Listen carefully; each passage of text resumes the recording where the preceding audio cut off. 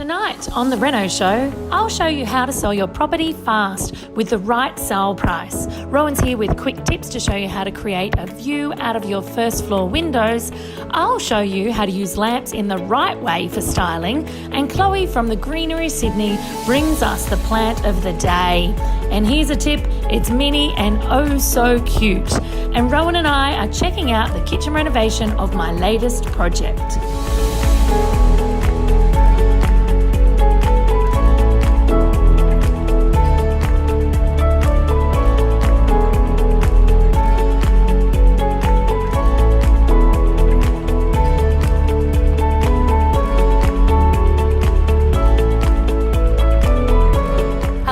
Fellow renovators, it's Naomi Finley here, and today we're going to be talking about one of the most exciting steps in the renovation journey, and that is working out exactly how much your property is going to be worth post-renovation.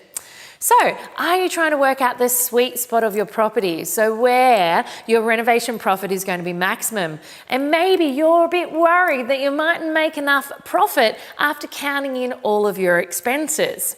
And is it getting a little bit overwhelming trying to figure out what that end price of your project might even be before you have started?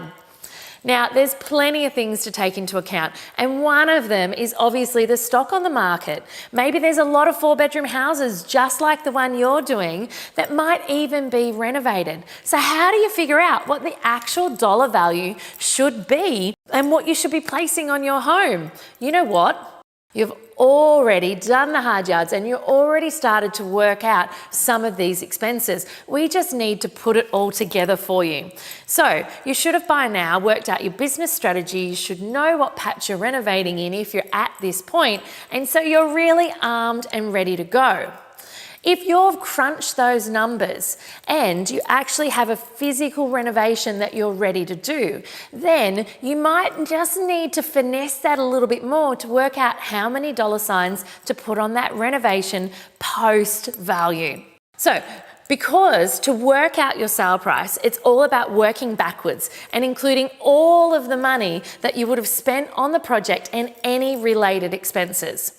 So let's start first by working backwards with all of that. And when I mean all of that, I mean exactly that. This isn't just about your actual renovation costs and that side of things. It's also about any other money that you've spent on this renovation.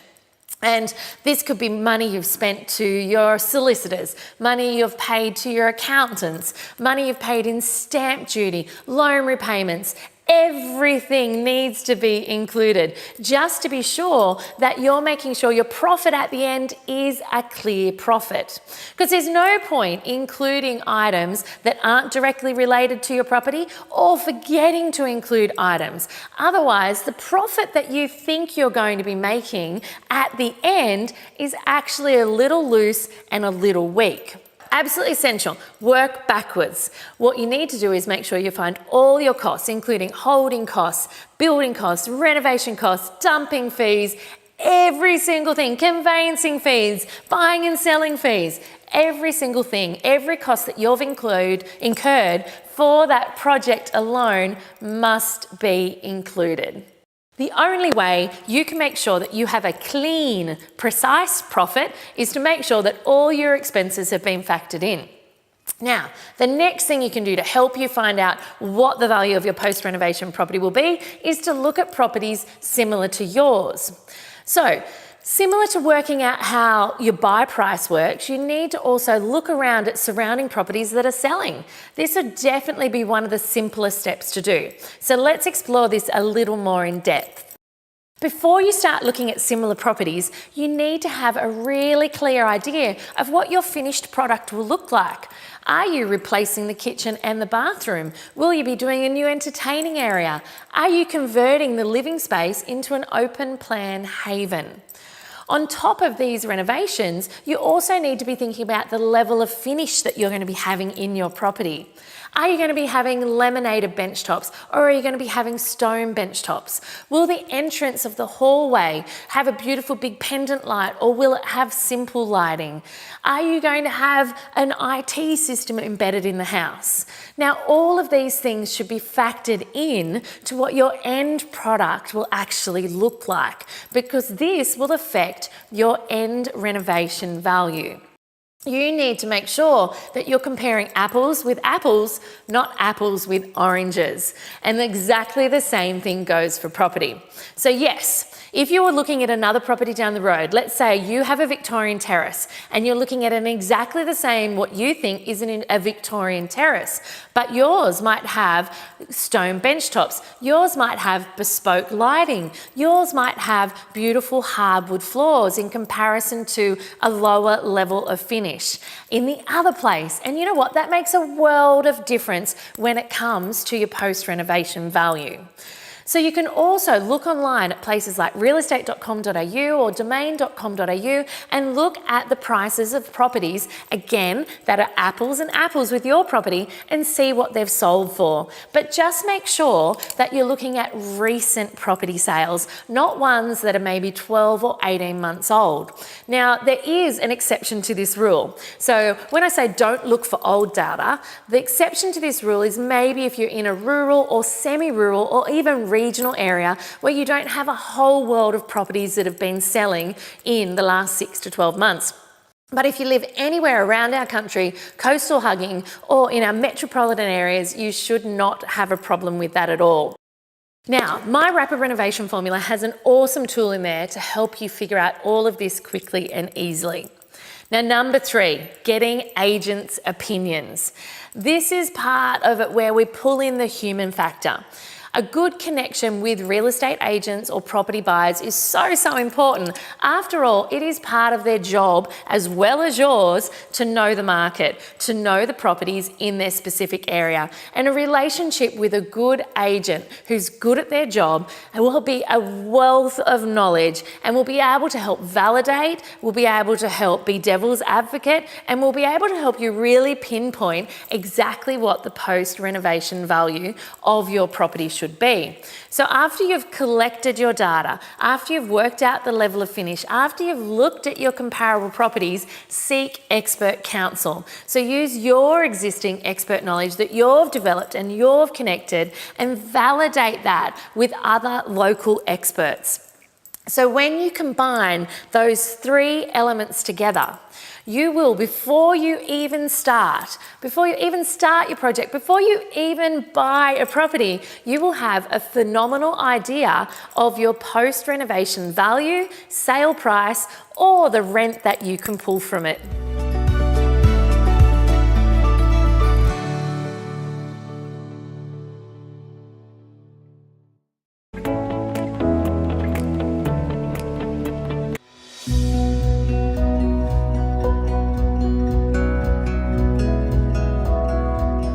Plant of the Day with Chloe from the Greenery Sydney. Wow team, it appears that Chloe has brought me in a herb today. Is this a herb, Chloe? What is going on? No, Naomi, this is a ficus creeping fig. A fig? It is. As ficus. in giant fig? Well, it's a ficus. It's part of the family. It is. It's a really cool plant. It has some great structure to it. What's your favourite thing about it? I like that it's variegated. So this variety is called ice caps. That's kind of clever and cool. Yeah, hey. it's nice. So the little white tips, and do you know what I notice is it's not identical on each leaf, which gives it a great variety. It does, and it can also trail down as a trailing plant. But if you had a arch or a totem, it can grow up. So you could train this around some random shape. It does. Anything you wanted, really. Really. Get out the coat hanger and cut sick. And so this one, I noticed that this has a drain hole. Watering this one, can I kill this one with kindness? Not really. So you do need to keep it fairly moist. Okay. And lots of bright light, but no direct sunlight. Okay, so a little bit more like a fern then. Got to Yes. keep it moist Yes. and not burn it. That's right. Perfect. Okay, there's 2 rules. Keep it moist, don't burn it. It's a gorgeous little trailing fig.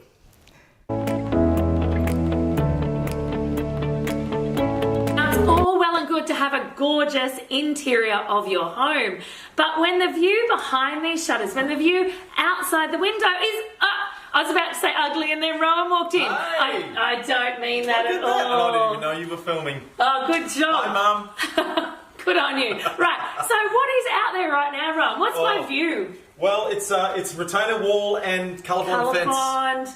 It could be a lot sexier. Realistically, it's a little bit of a letdown. You have this gorgeous internal space, you open up these beautiful shutters, and when Rowan's not standing there, you see Besser block, untreated wall, and a colour-bond fence. So, challenge, Rowan. Challenge me. Challenge. I am going to challenge us to creating a view that brings in piles of space medicine. So when you feel good with the inside, you open up the shutters and you're going to feel great with what you see out there. Let's see if we can green it up out here a little bit, hey? Challenge accepted? Accepted. Let's do it. Yes. Okay, I'll get some stuff.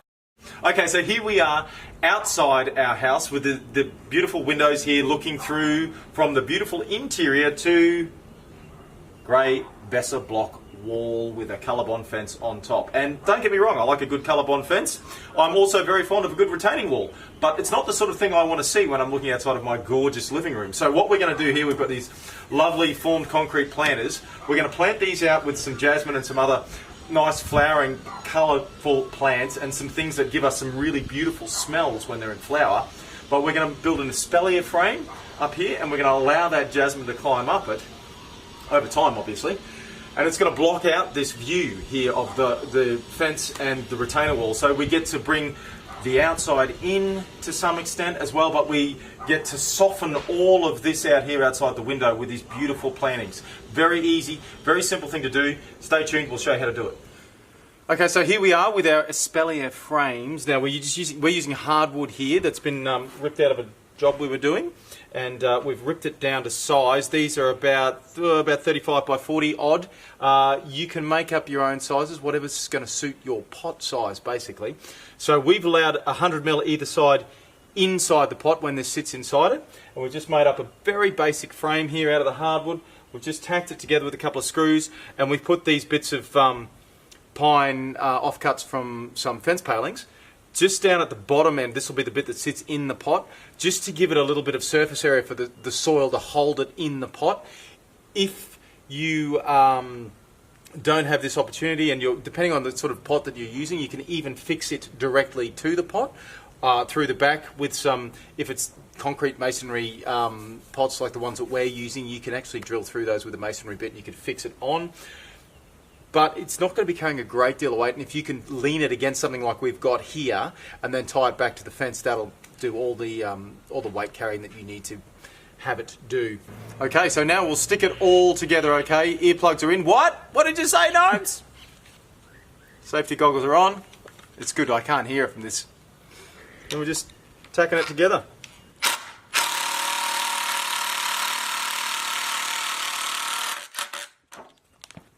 On over this side.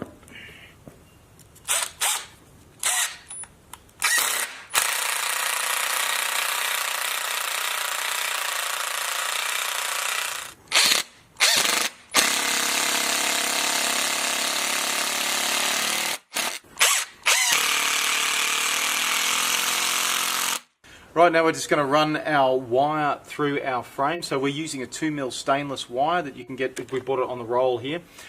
Stainless so that it's going to withstand the moisture and stuff that it's expected to get. We've got a 2mm wire, so we're going to run it through a 3mm hole in the frame, just to give it a little bit of room, so it makes it easy to thread through. And we're just going to, like lacing up a shoe, backwards and forwards across the frame. Give ourselves some slack.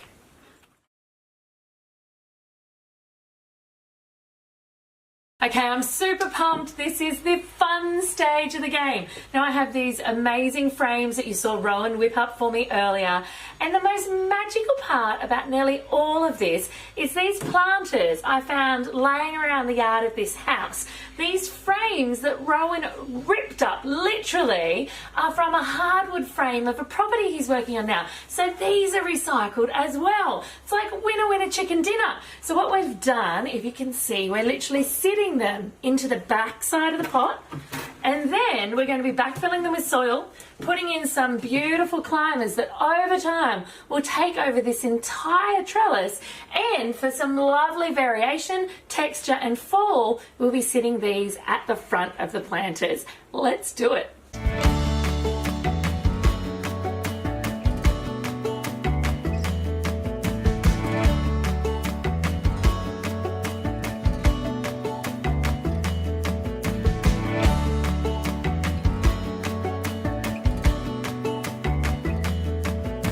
So we might have, oh my gosh, I'm being taken over by Jasmine. We might have the plants in the pots, but there's still some work to do. We need to untether them from their existing trellis, which shouldn't be that hard. Then we need to start to wind them around these amazing new frames we've made, which is the start of the training process of the months to come.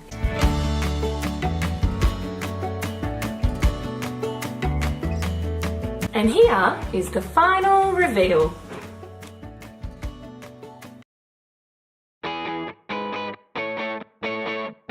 All right, well, thank you, Naomi, for coming back and continuing to explain to us this renovation that you've been going through. And we want to jump now from one end of the house. We've just been in the bedrooms and the bathroom. Correct. We're going to walk back through our renovated living room. Yes. Through our new door opening into our kitchen. Let's start with the door opening. Okay. Why did you move the door opening? Well, look, I didn't move it a long way. I literally just shuffled it, not even the full width of the door, to one side.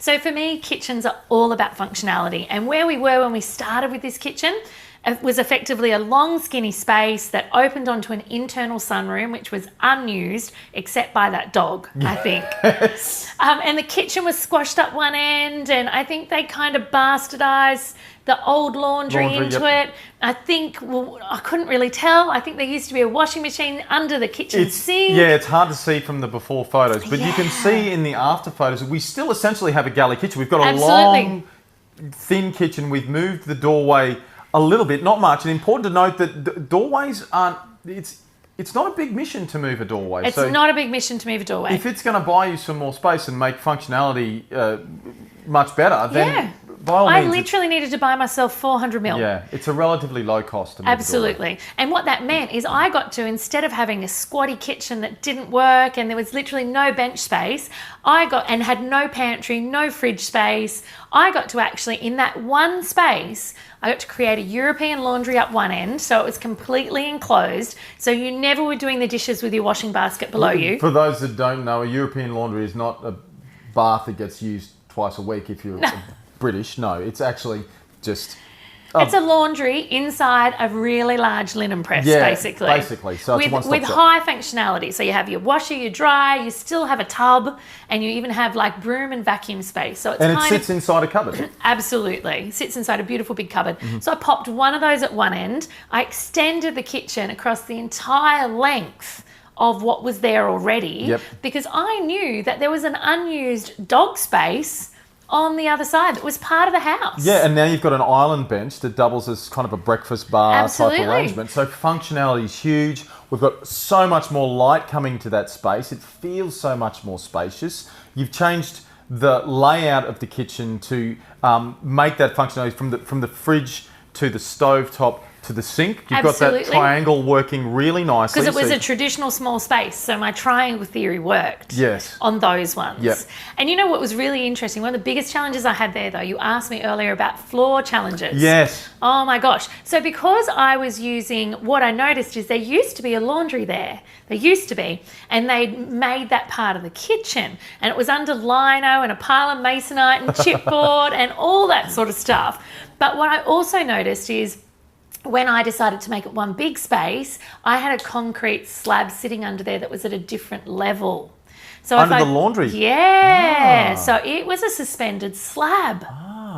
And so what it meant, though, if I wanted to timber that whole floor, I actually had to jackhammer out some troughs to lay some battens so that I could then lay flooring over the top. So it meant that it's so important to have seamless flooring throughout your house. So it meant that I was able to then flow that flooring into that enclosed sunroom out the back and make it feel all one. Very nice. And it looks, you'll agree when you see the before and afters, it looks amazing. The functionality of that space now from 2 separate rooms to essentially becoming one second living space. Because let's face it, you do a lot of your living in the kitchen, You do. dining, and there's some lounge suite in there. So it's a beautiful aspect over that backyard. Absolutely. Now that it's all turfed and landscaped and all the rubbish is out of there, it's really, really attractive. Thank you. And then we'll refer to later what we've done on, well, I take credit for it. He didn't do anything. I didn't do anything. But what you've done to the outside, to bring the outside and inside together as well. We'll talk about that later on. Okay, so what else are we looking at? You've replaced entire kitchen carcasses here. Absolutely. So it's gone with a complete the entire new kitchen. thing got ripped out. Again, I didn't rip it out, and I got it paid to get rid of it. You didn't sell this though. I did. You did? Yeah, oh that's my right. Lord. I got paid by someone. They came and ripped it out. They took the kitchen away. They also sold the stoves. This is a big thing, guys. Sell everything you can. I sold a window that I had to replace in there because it wasn't working, so I sold it. This is all just ticking back onto the budget. Absolutely. I reckon I actually worked it out. The amount of stuff I sold in that place paid for 2 of my skip bins. This is stuff that you didn't have in your budget originally. You didn't know you'd be able to sell for that? No, I had no idea. Oh, so they're just picking up stuff along the way. That's right. So always open to opportunity. Absolutely. And yeah, great way to approach a renovation. And also, we alluded to it earlier as well, your demolition is important if you can preserve It's stuff. really important. Look, in this space, I didn't have to worry. I knew that all the walls in there were asbestos. Yep. And because we were going to be working in that space, they had to have a licensed professional come in, Yep. remove those, have it sealed off, have it bag tagged, registered, and taken care of And you'll properly. see that in the renovation photos as well. We stripped it, or I said it again, the collective we. Didn't we? It's all stripped back to wall frame. And then we've ended up with this beautiful kitchen / dining sitting room. Absolutely. Massively increased the functionality. Some fantastic appliances in there. Incorporated our laundry. Just ticking boxes left, right and I know. centre, girl. I can't wait till our next segment when we get to talk all more about the sunroom. Some beautiful surprises. We're in going to there. go there very soon, so join us for that one.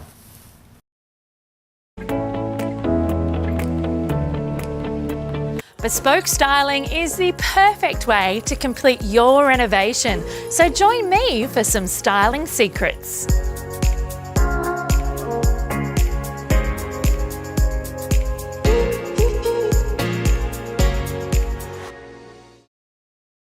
There's a saying that I love, and it is that without light, there is no life. So no matter how amazing your interiors or your renovation is, without the right light to light it up in the right way, it has such little life about it. So I am a raving fan of lamps. That's right. All shapes, all sizes. Whether it be a floor lamp, a table lamp, an occasional lamp, which is different to a table lamp. It's generally a little larger and a little more opulent, may we say, or even a desk lamp. So the difference being a desk lamp is often smaller and more functional. Lamps are a phenomenal way for you to add that extra ambient, that extra mood, that extra atmospheric lighting to your space. And the best part of it is they're not permanent. They're affordable, and they're something that each and every season you can change out as you change your mind and as you change the look and feel of how you want your space to be. Next time on The Reno Show, I'm bringing you the latest bathroom taps from Early Settler. Mark Kentwell from PRD Nationwide will reveal the best time of the year to sell your home. We've got an amazing pantry makeover with Hume Doors, and Rowan and I reveal a sunroom renovation that makes all the difference to a property.